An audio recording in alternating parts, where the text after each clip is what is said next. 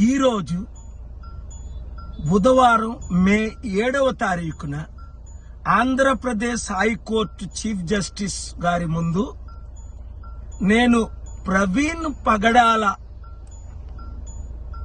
గురించి repost mortem చేయమని, సత్యాలు బయటకు వచ్చేటట్టు మరొకసారి ఇన్వెస్టిగేషన్ సిబిఐ ద్వారా చేయమని వాదనలు వినిపించాను. కానీ చాలా తక్కువ టైం ఇచ్చారు.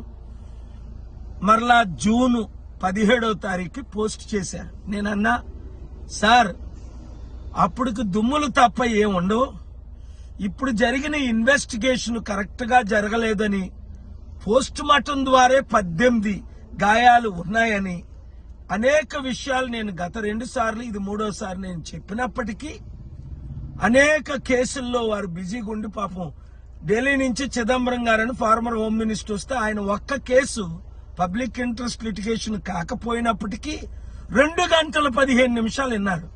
కానీ ప్రవీణ్ పగడాల కేసు గురించి 5 నిమిషాలు కూడా సమయం లేదు. న్యాయం జరగాలి అని దేశ విదేశ నాయకులు, నేను అమెరికాలో ఉన్నవారు కూడా కోరుతున్నారు. అయినప్పటికీ ప్రార్థించండి, పోరాడదాం. రాజ్యాధికారం మనకు వస్తేనే ఈ దేశం బాగుపడుతుంది, రాష్ట్రాలు బాగుపడతాయి. నేను ఇప్పుడు అనంతపూర్ వెళ్తున్నాను. రేపు ఉదయం 10:30 గంటలకు అనంతపూర్ ప్రెస్ క్లబ్ లో ప్రెస్ మీట్ లైవ్ ఇవ్వండి.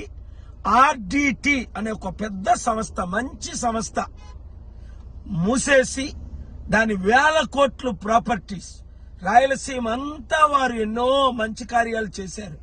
దాని కొరకు న్యాయం చేయడానికి నేను పోరాడుతున్నాను. నాతో కలిసి పోరాడండి. రాష్ట్రాల్ని, దేశాన్ని రక్షిద్దాం. Thank you very much.